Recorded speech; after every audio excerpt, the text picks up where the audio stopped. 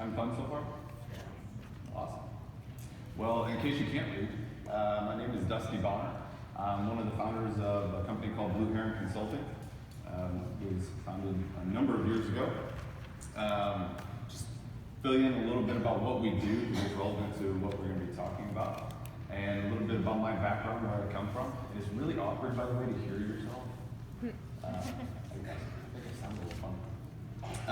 And don't worry, I'm not going to grab Carrie's scooter up here, and I'm not going to be scooting around back and forth. You can have it. But I did think about it. So Blue Heron Consulting, what we do, we have a group of doctors and managers. We work all over North America, going into practices, making sure that we create processes and procedures in those practices to make sure they're as effective as they can be. And we've identified, as we go from practice to practice, common trends. And so what we're going to talk about today is some of the things that I see and the approaches that we've taken with those that are, with those trends to make some corrections. So we're just going to share some of the background of what that looks like.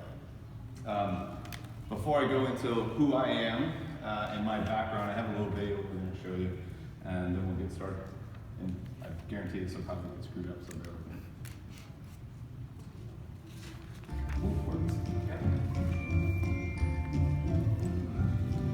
Okay, Debbie, good news. Barley doesn't have fleas. That is good news. So why is he so itchy? Well, it appears Barley may have developed allergies. Dogs can get allergies? They sure can. It's actually quite common.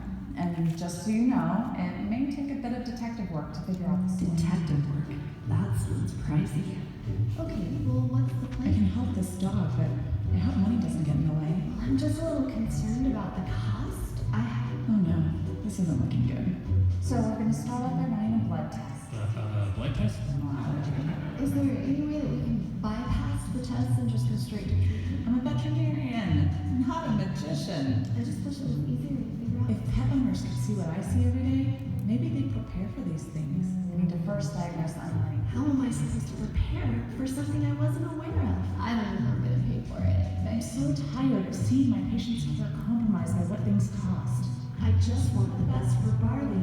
Can I chime in here? I think this conversation could have gone a lot better had the two of you talked about the costs of veterinary care from the beginning. Like during my very first visit. Just imagine how things could have been different. Wow, Barley is such a cute puppy. And he's in great health. So part of my job is to help prepare you for a lifetime with this little guy. And even though it may not be fun to talk about, we should discuss any potential illnesses or injuries that might arise in the future. That's better.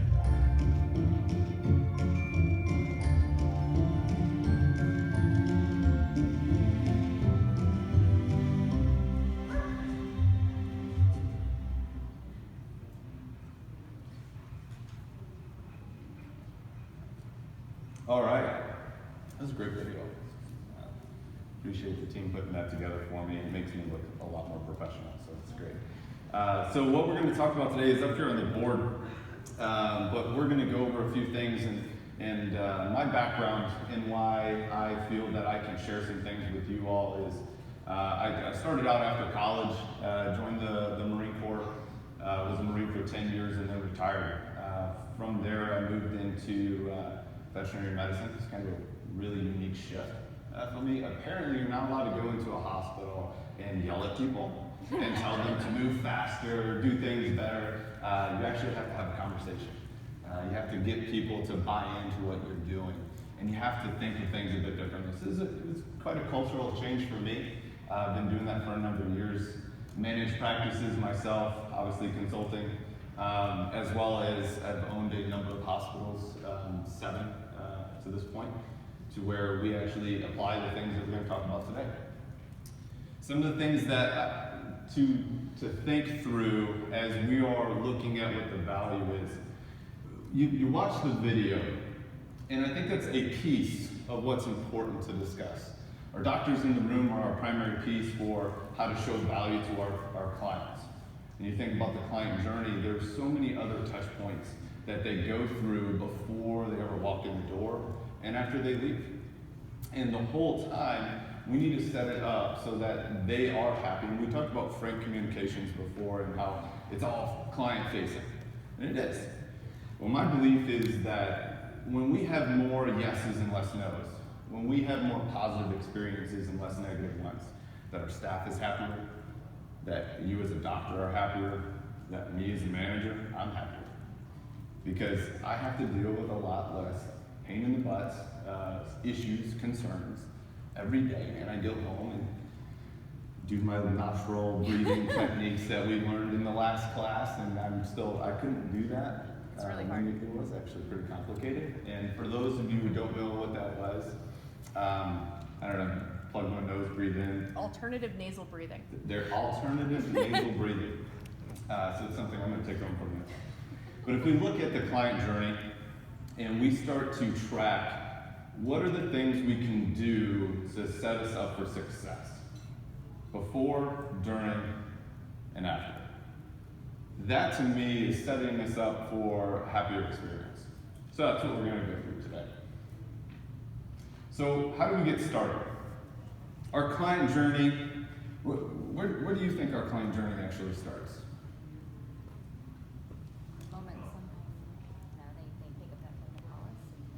When they pick up the phone to call us. That's towards the beginning. I'm going to challenge you and say it's when they get on Google. All right? So we look at search engine optimization. We talk about our website. And I really think it's more of our website. And I think as a typical client is like my parents. They love their pet. They're not very educated in what their pet needs. They don't know how to pick a veterinarian. So that my mom, she goes online and finds a local vet. She reads through the webpage and sees if she likes it. Well, what does a typical webpage for a hospital say? We help pets, come see us. So the challenge that I would tell you is we need to look at a few things before we start putting our website together, what our message is. And it's really fitting that we're talking about our why here at the conference. And we need to capture that in our website. Why me and not somebody else? We want people to come and see us, right? We also want them to come see us and have a great experience. And I think it starts there. So, how do you do that? We look at who's our competition. What's going on in the area? Is there a GP practice 2 doors down? Every square mile, every 10 miles, if you're a rural practice, it might be you're the only one in town and you got it made. Fantastic, lucky you. But that's not usually the case. So, why are you different? Exercises that I do with my team is we did the why exercise. Anybody ever do Simon Sinek's the why exercise with their team? Yes. So we get everybody in the room. Of course, you got to bring pizza. And we sit down and we just talk. Why are you here and not somewhere else? Why would somebody come here and not to the hospital down the street? Why is it? Why do we wake up every day and do what we do? And it's really cool to hear what your staff starts to say. Why is it my hospital is different? Why is my team different than anybody else? Not better, not worse, but different. What sets us apart? And I try to work through that and then capture it in our website. And if you're like me, I go to the main page and kind of stop there. If I don't connect with it, I'm moving on to what's next. So how can you grab their attention and show them what your why is and why they should come to you? That's where it all begins. If you're setting it up to where you're just the same as everybody else, well, they're going to come in expecting you're just the same as everybody else. You're not starting our client journey off on the right foot. So as we look at what's the perception that you want and how do we take that next step? Because the next step is they're going to pick up the phone, they're going to call me. Right? And I love my team. My customer service team's great. They're nice people. I hire them because they have great personality and they have the potential to do what I need them to do. And that is to make sure people make appointments. It takes a little bit of training and experience for somebody to call in and for them to make it an appointment. Here's how I describe it to my team. If they're calling you, they need our help. Our job is to make sure that we give them that help. At the same time, don't act too busy, please. At At the same time, make sure we connect with them, use their name. If we can show them that we care about you as an individual, it makes a huge difference. Have you ever called some of your fellow hospitals just to see how they answer the phone? I do that all the time. It makes me feel good when I hear it. Yeah, can I help you? We're looking good. All right. I want somebody that's engaging. Because now they're going to make an appointment. 9 times out of 10, they're going to turn it into an appointment.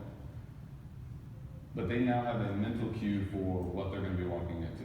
That voice they heard over the phone, that person that they just got done talking to, has now set the expectation for the people that they're going to see. So if we did a, yeah, what do you want? How can I help? That's the service they're going to expect. That means they're already going to walk in with a chip on their shoulder, and you're going to tell them how much you're going to have to pay. You know, Mr. Schmuckatelli, this is going to cost a lot of money. They're already upset before they ever walked into the room. The doctor set up to have a difficult discussion before we ever got there. Right? So, we haven't even got through the front door. We have 2 primary things about connecting with our team's why and how we can perfect it. And those 2 steps are critical to all the other steps that we'll have as we move forward. So, heavier on the bottom, capabilities. Do we know who our team is? Has anybody ever played a game called Superpowers Kryptonite? Yeah, I'm a geek. It's okay. You can raise your hands. Nobody? So it's about what are you best at? What are your team members amazing at? What are the things they're really bad at? So why don't we push them to the areas of the things that they're really great at doing and away from the things that they're not? Instead of just, hey, well, this is the job, so figure it out. We're all busy. I get it. We have a million things to do in the day. But if we can make sure that we celebrate those victories that they have, those things that they're really amazing at, and focus their skills around that. I have a young lady that can answer the phone and make an appointment like nobody I've ever seen. It's amazing. I literally gave her her own office and said, you will do nothing but do what you're amazing at. She loves it. And when she's not there, our appointments suck. We need more of her. So when we play this game, we actually we did this at the same time we did the why, and we go around the room and we started listing, hey, what are your superpowers? You tell me what you think my superpowers are, and I'm gonna tell you. And we kind of share and we start to see these trends that emerge, and people start moving, getting them in different seats on that bus. I don't know if anybody's ever read Good to Great, it's an amazing book. You'll hear a lot of folks in what I'm saying today, so yes, I do steal them. So make sure you take the time to work with your team to determine where are they best. Just because you're a CVT, RVT, doesn't mean you can't answer a phone. I have some of my best reception team are certified techs. They're amazing. They know how to book things in my practice management software like nobody's business. They can make sure that my doctor's time is used most efficiently. And yeah, I'm paying them more for it, but it's definitely worth it. It's one of their superpowers. So how do we connect with people? How are we connecting with our clients and our pets? Obviously is important, but we can connect with our pets, but if we're not connecting with our clients, well, they're voting with their feet. And they're not coming back next time. They're gonna go to the next one down the road. So how do we do that? How do we make sure we have a connection? Now this is important. We're going to talk about, as a doctor, what I think we should do. And obviously I'm not a doctor, okay, so I'm not going to act like I am. But I have watched many appointments on video, in person. I get in the room, I'm in there restraining, I'm taking notes, I'm scribing.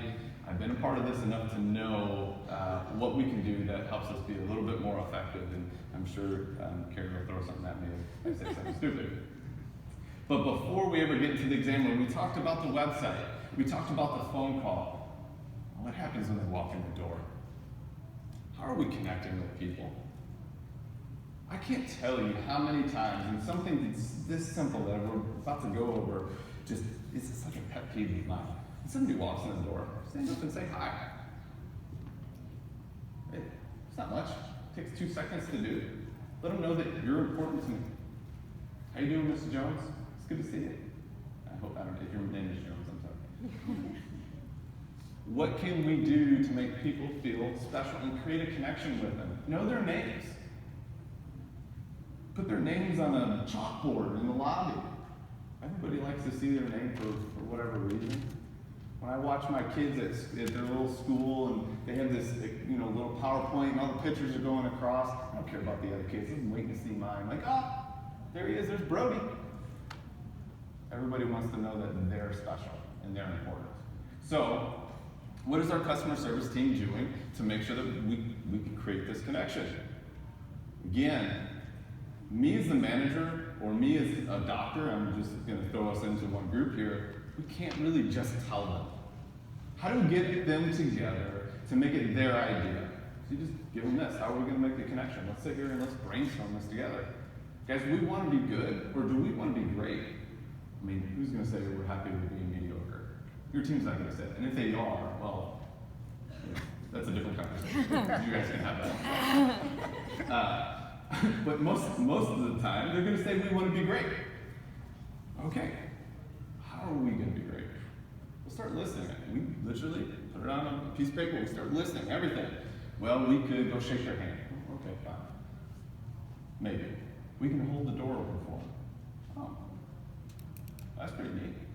We can say something special in our slogan, welcome home. I had a hospital that they were so confident that they had the coolest saying, it was welcome home. They had the most non-unique name I've ever heard in my life. It's the Animal Hospital. And if your hospital is the Animal Hospital, I'm sorry. Because apparently there's a lot of them. But their slogan that they wanted to capture, and my customer service team said, we want them to feel like they're home. So every time somebody walked in the door, they stood up and they said, welcome home. And then they would add, Mr. Schmuckatelli and Mrs. Jones, whatever. And people love it. They actually now start to decorate their hospital a little bit, so it does feel like home. They have couches now instead of benches. And yeah, they have to replace them because there's always the dog that likes to rip it apart. It's still really fun. So now we walk them into the room. Here's our journey. We got them in, they're happy. The website was a great experience. They come into our lobby and they're greeted and they feel special. Okay, now we get them in the room. Now what? How do we connect with them? I mean, we've all been clients at one time or another, right? Sitting for 45 minutes in the submarine, no windows, some magazine that's sitting in front of me. That's not very fun, right? Okay. What are some really simple things that we can do to break that up so that they feel that they're not ignored? Again, our goal is to set our doctor up to be successful. They're the primary effort in everything that we're going to do. If we can make their lives a little easier, a little quicker, we do better in business, we do better in customer service, they're happier, they have less stress, everybody wins.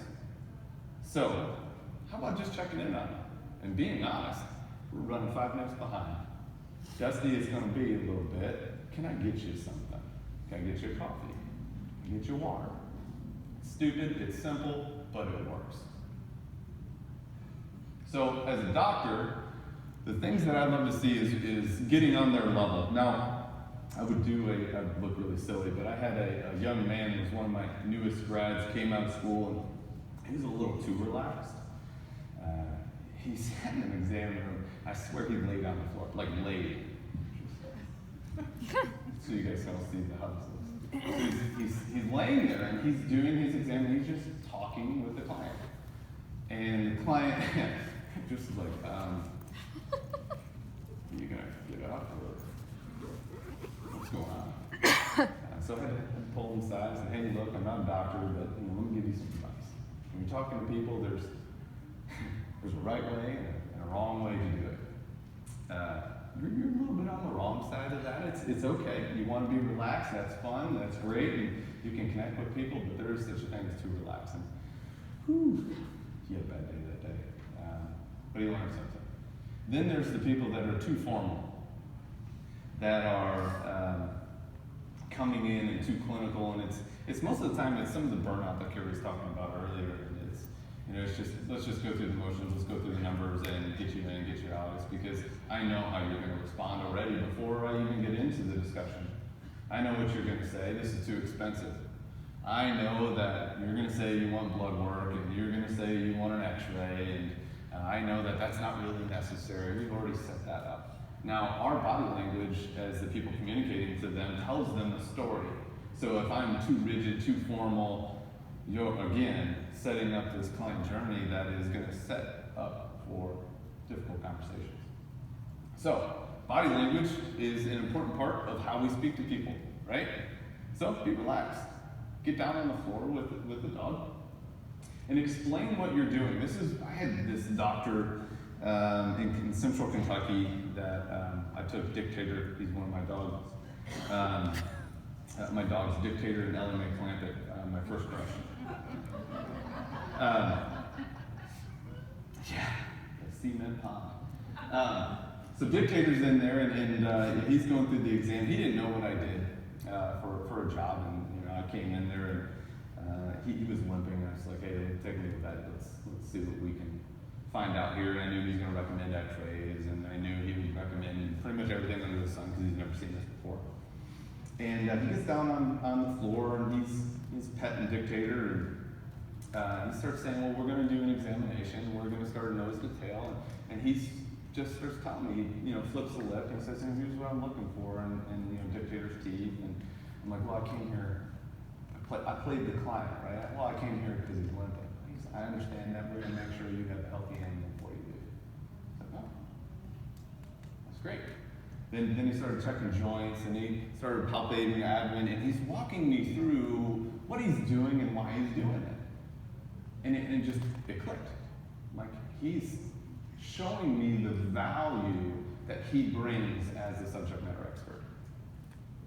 Most places, my own hospitals, we just do the exam, and all right, we'll be right back in. We're going to go build you a treatment plan, and we'll have our technician go over that with you, and we'll get things rolling. Which, okay, that works. But the way he did it, me as a client, I felt fulfilled. I now know why I just paid a $57, and in Central Kentucky that's a lot of money, for an examination. I didn't even get into my x-rays or anything else. I felt really good about that. And I also felt that he paid attention to me and Dictator. He was asking questions, you know, how does he play with the kids, and the whole nine yards. Oh man, he's great. He's one of our coaches now, in Blue Heron, we just love him. So how do we go through and explain that? It's important as we do this, if you all start to get really efficient in this, I like to have scribes in my hospital. So I have somebody that is my doctor, is dedicated with eye contact, being involved in the conversation. Somebody else is tracking what's going on. And why is that important? How rude is it when we're sitting here, we're having a conversation, I'm going to turn my back, and I'm going to keep talking to you though, so we'll be right there with you, don't you worry. I'm going to type my notes in, because you don't want to forget. I mean, 10% is the average miss. 10% of our invoices are missed because they're not just put on there, right? Isn't that the latest statistic? 10%, when we look at our business, there's a lot of money, and that's a staff member, et cetera, that we could have hired if I didn't make a mistake. So I get it, but if I had a scribe and make sure all my stuff was written down, it was great. And so one of my doctors told me this story about his wife had cancer, and the oncologist is sitting there and just having a conversation and went through tons of information, didn't write a single thing down. He showed how much he cared for his patient and their family, and had to ask, hey, how did you remember anything that we just said? This lovely person behind me wrote everything down for us. Don't have to remember. It's all going to be there in my notes for me. It's like that. That's the value we bring. So, how do we focus on that? Ask the client, by the way, this gets missed, and especially when I go in, I'm always waiting, and I love going in the hospital and not letting people know who I am. I'm a blue jeans and a t-shirt guy, so usually they have holes in them, and you know, it's who I am. And I got a big belt buckle usually, and people are, you know, just assume I don't have any money, and they assume I'm just Joe Schmuckatelli from down the street. I like Schmuckatelli, they should. from down the street, and they just do what they normally do, and they'll kind of whip through the exam. So nobody asked me, is there any other concerns that you have? I feel ignored. Again, a really simple thing, a simple communication thing that's going to make me feel acknowledged and important, that we can avoid a potential stressor or a potential issue. Do that. So, when we look at what do we need to do and communicate, our clients and most people in general want to feel one of a few things. They want to feel like they belong to something, and they want to feel like they are important. So how do we make sure they get the VIP experience? There's a good friend of mine, Robert Sanchez, this is his thing. He has some, I don't know, he's a philosophy major in college, and he's way better at this than I am, but I gotta tell you, I like to feel important every once in a while. My vet, when he says, man, you're just the best parent I've seen. You really care for Dictator. It makes me feel good. And you know what? Before he comes in and tells me how much I have to pay, I like to feel good. So it makes that conversation a little bit easier as well. When we look at this at the same time, by the way, doctors, compliment your team. This is a great opportunity to tell that client, everybody else that they're going to see through this journey, and I'm foot stomping up here in case you're wondering, that was not like a tick. Every person through that journey has an opportunity to be important for them. So we can recognize, hey, I know you met Shirley up front, or Janet, our technician, is here. She's amazing. Isn't she great? I mean, she's just got the best personality. She's here helping us all the time, and she just makes sure I don't miss anything as a doctor, because we have a lot going on. We're going through our examination today, and she's going to make sure that we take good care of Dictator. It's great. So, it's refreshing to hear those types of things. Am I good on time? Mm-hmm. Yes? Okay. All right. This is kind of a sensitive subject because I'm not a doctor, but I'm going to give you my recommendations here. Some of you may have gone to school to be financial planners. Are there any financial planners here? Great. Are there any doctors in the room? Okay, quite a few. Did you go to some, so you're not financial planners, I just want to make sure that hand is up. So stop living in people's pocketbooks. It's a hard thing to do, because you hear no a lot, right? You're an expert. It's okay to be the expert. Me as a client, I'm coming to you because you are that expert. So I want you to tell me what it is I need to do to make sure my animal is cared for. And yes, we're always going to get the difficult conversations. They always will happen. But when you start backpedaling, when you start saying, you know what, this is really expensive.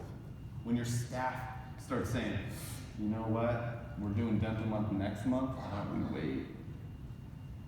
You just told me the value isn't there. You just told me you don't have the value in what it is you told me my animal needed. So does Dictator need an X-ray? I'm Ron Burgundy. So we had a competition. She didn't think I could throw a quote from Will Ferrell on the screen. I believed in you, Dusty. I believed in you. So when we come into a room, we want to make sure we're relaxed. We want to make sure we're approachable. We want to have a conversation. But we also have to remember that they are paying to hear your expert opinion. Period. Stop being concerned about money. Now, once you say this is what your animal needs, and then they want to have a conversation, fine. But stop. Say, here's what we need to do. This is or is not best medicine. I have two goals when I go into any hospital as a consultant. Two. best medicine and best customer service. And if I could do those two things amazingly well, best business follows. Period. I don't have to fix your finances. I don't. I have to make sure your team can do two things. That's it. Makes consulting sound really easy. It's a little bit more difficult than that because you deal with people, but it kind of is that easy. It's not a cookie cutter approach because everybody has different issues. Everybody has different stressors. Best customer service. And what? Best medicine, there it is. So how can we practice best medicine if we're compromising on what we're telling them they need? Has anybody ever actually backpedaled and said, well, we could also do this? As a doctor, we do that, right? I've sat in hundreds of exam rooms and I hear it about 7 times out of 10. It happens. So how do we overcome that barrier in your head? Because it's a mental barrier. There's a few ways that we use and teach our doctors to do that. We talked about emotional intelligence. How do we understand who we're talking to, how to have an appropriate conversation with them? And she's way better at talking about that stuff than me, so I'm not going to go there. We can talk about making sure that our clients have a way to pay for these appointments, right? There's a few ways to do that. We have wellness plans are out there. Does anybody like wellness plans? Just a couple? Okay, it's coming. It's complicated for smaller practices to do wellness plans, but they can be good. Anybody know why wellness plans are good? Holds the client accountable to continue working. That's right, the accountability factor of this, right? We want them to come more because we have a healthier outcome. We're going to identify things before they become bigger problems. And that's the goal, right? We want healthy pets. So with the average client coming in 1.5 times a year, if we were to make that 2.5 times, could we get ahead of some of the negative things? Potentially, right?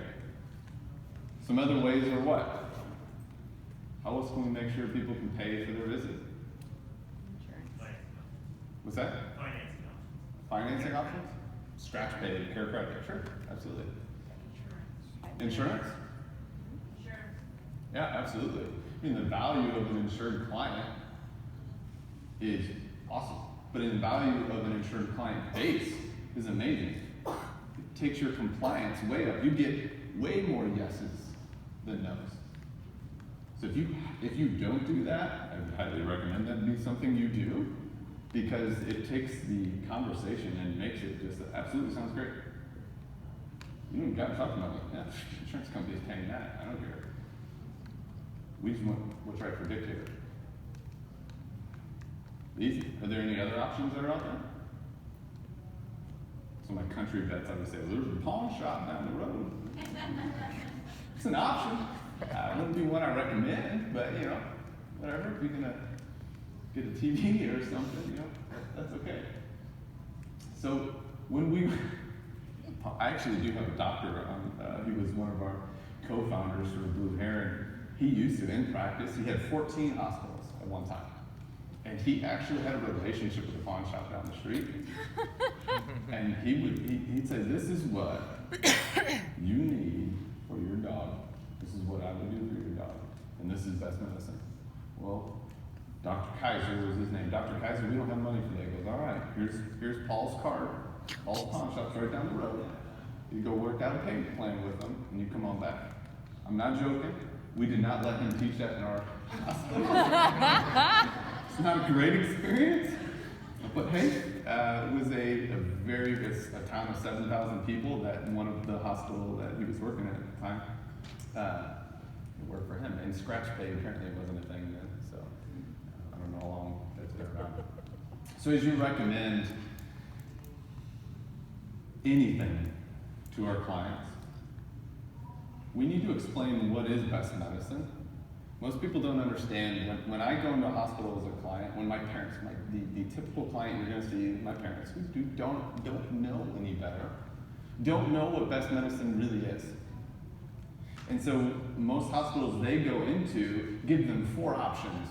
Here's the 4 options, and here's how much each of those options cost. My mom is a bargain shopper, love her to death. She coupons still. And I mean, she's like a couponer. She has a booklet filled with coupons, so she is, of course, going to pick the lowest cost every time. Instead of knowing what best medicine actually is, she's going on best price. And now her dog, Eddie, doesn't get the best care. And by the way, she doesn't even know that dogs could get pimples. I was like, oh, okay, see this black stuff on this teeth? Yeah, we need to take care of that, Mom. I'm gonna take them to the doctor, and we're gonna get this handled. She thought that was silly, because nobody told her it was a thing. They never even flipped the lip and said, hey, we have a problem here that needs to be addressed. It wasn't an issue. It was just ignored. Weird, right? But it's a thing. So, and if you think your hospitals, by the way, haven't done that, you all have done it. You all have been guilty of it. It's okay. But what I'm trying to tell you is we have a team behind us that can work together to make sure we don't forget those things. When we make a recommendation, how is our technicians helping me as a doctor, I'm not a doctor, helping me as a doctor remember, hey doc, you forgot to talk about the x-ray. Whoops, let me go back in there. Hey, this is why we have such an amazing team here. We need to make sure Fluffy gets an x-ray today of his abdomen, because we need to make sure there's no problems there. You just bragged on your team. Who cares if you made a mistake? Best medicine, right? And they care about that. So, we're having these conversations, we're giving best medicine, we're moving forward in our conversation. I'm still good on time, so I'm gonna keep bumping my gums. Now, they're gonna be telling us some things. As we're having a conversation with people, there's some visual cues of they either don't understand, which 9 times out of 10 they don't understand, and we need to explain it a little bit better, or they're dumb, they don't want to hear it. So, are they asking me questions about value? Are they going through, well, what is that? Well, what is this? That means they want to know more because they think they understand the value, but you need to keep feeding them. Instead of just rifling through what you're going to do, make sure we're doing some of that listening skills that we learned earlier today. We need to make sure that they are heard, that we respond. You know, Mr. Jones, that's a great question. This is what we're going to do an x-ray for. This is what we're looking to see in that x-ray. It's that simple, but we've done this so many times. You're doing it 30 times a day, 15 times a day, what have you, depending on the type of organization you're in. It gets so repetitive, we just keep going, don't even think to it. Are they asking about what the next step is? So we look at sales. Let's talk about sales for a second. Let's step back. When we go to an exam, like it or not, you're selling yourself. You're selling the value of you as an expert. So, if they're asking you certain questions, they're either questioning that you're not the expert or they don't want to be here. Fine.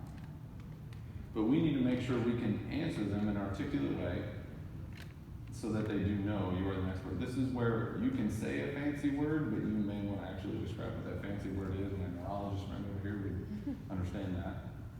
She sat down to dinner with me last night. I didn't understand half of what we talked about. It's just like, yeah.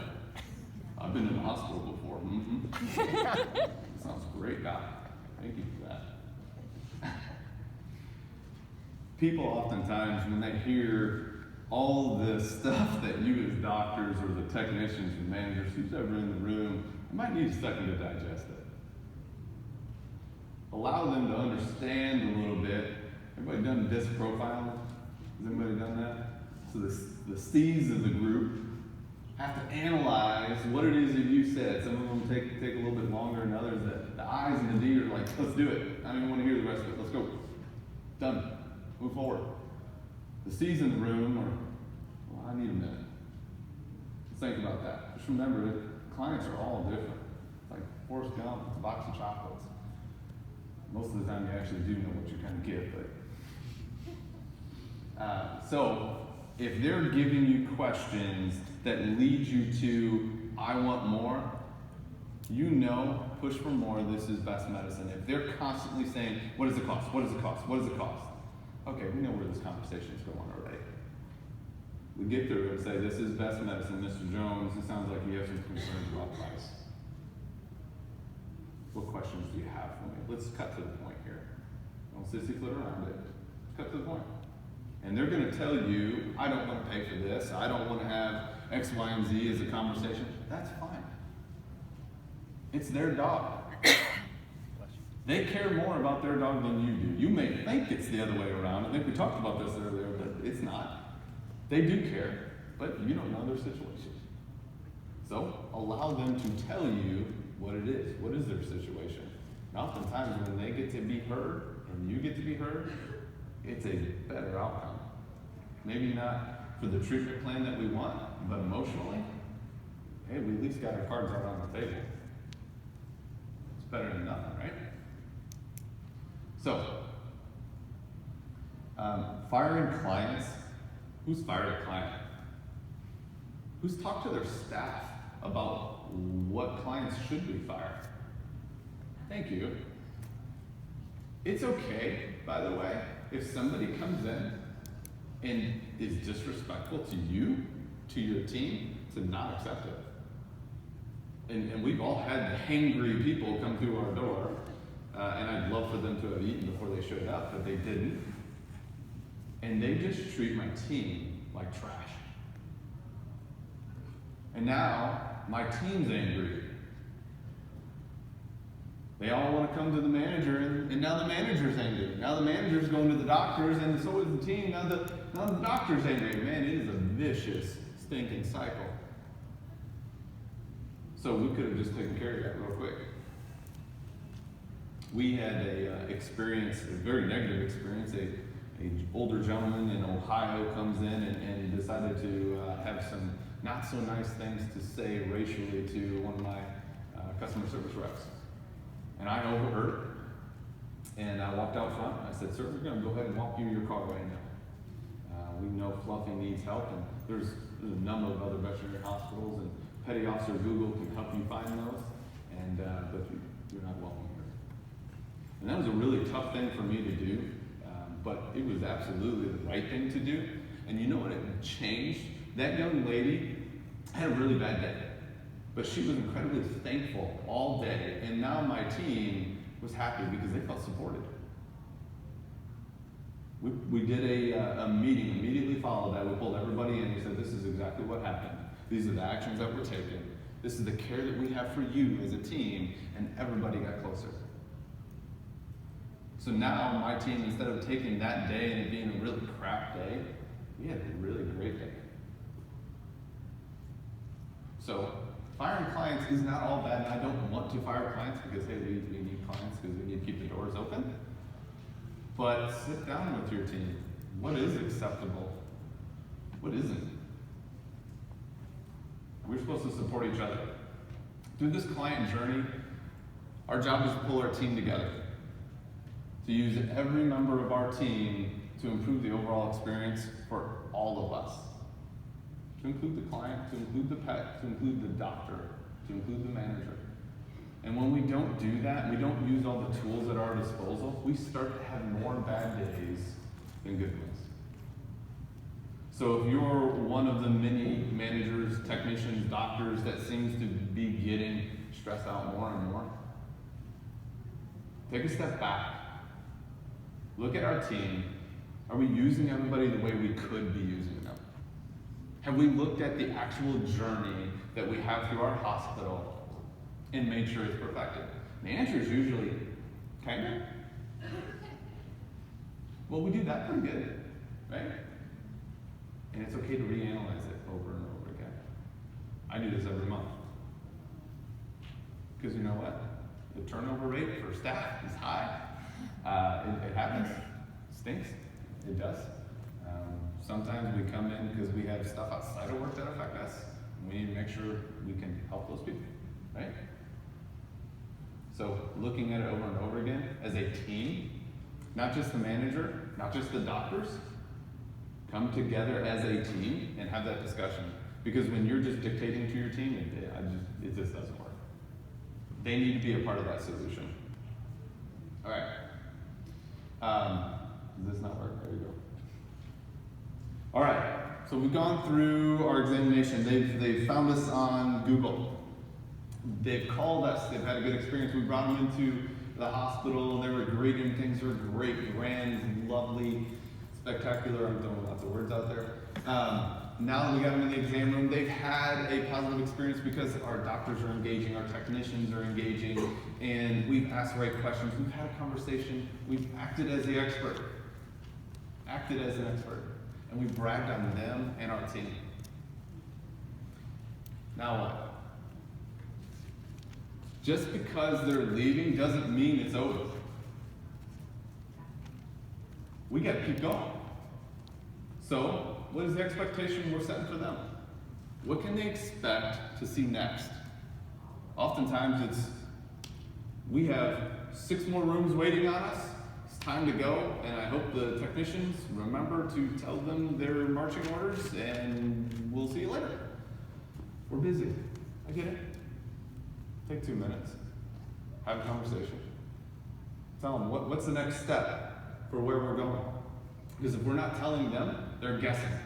And oftentimes they're going to be guessing wrong. They feel uninformed, they feel unimportant. And again, the next time they come in, we just set it up for failure. So, it doesn't have to be you as a doctor, by the way. It doesn't have to be you as a manager. This goes back to that superpowers game that we talked about earlier. I have a doctor in Denver, Colorado, Dr. Tracy Jensen, love her to death. If she ever talks about treatment plans and money, I will lose my mind. I do not allow her to be in the room. I get one of my technicians to do it instead, because she just, I don't even know, she starts over here and ends somewhere over there. And it's really inefficient. So we take her away, that's your kryptonite, and you're not going to talk about the in-treatment plan and the money. We're going to have your technician do that. We're going to teach her, and she's great at it. So, how are we using that team? When we talk about what comes next, are you going to call them? Are we going to check in on them? And if you're going to do it, are you really doing it? Who's the person that's going to be calling your client and saying, hey, we know we put Fluffy on the new joint supplement diet. How's he doing on that? Something that simple. The check-in, if we told them we're going to check in, you need to do it. You need to do it with a smile on your face because you said you would, and you need to let them know we still care. They're not just a number. They're a family member. It's part of being home. Whatever your why is, we have to follow through on it. What should they expect of you, and what should you expect of them? This goes back to that constant communication. When do you want them back? Who forward books their appointments? Please raise your hand. Oh, okay, you should. Everybody should be putting their hands in there. You know, dentistry, what the percentage of forward booked appointments is? It's like upwards of 70%. If you're walking through the door, they mind ninja you. I mean, they just get you, when's your year from now? What day do you want? I'm like, I don't know. I don't think I'm going to be living here in a year, but I still want an appointment. But we can't do that? Yeah, we can. So why not? Why are we asking? Practice management software can do it. My team can do it. We're just not asking. Talk about upping compliance and we can move things around, blah, blah, blah. We got to show we care. And we're not. We're just, yeah, well, you just call us when you're ready next time, see ya. That's not care. We want you back. We want you home. We want you to be a member of our family. Let's book your next appointment. By the way, a cool little trick is you get them to write it down themselves. You give them an appointment card and have them write the date. I've seen they're twice as likely. So I got it up to 50%, by the way, in vet med. See ya. I got it up to 50% by having them sign the little cards. Something short and sweet and really easy. All right, I'm running out of time.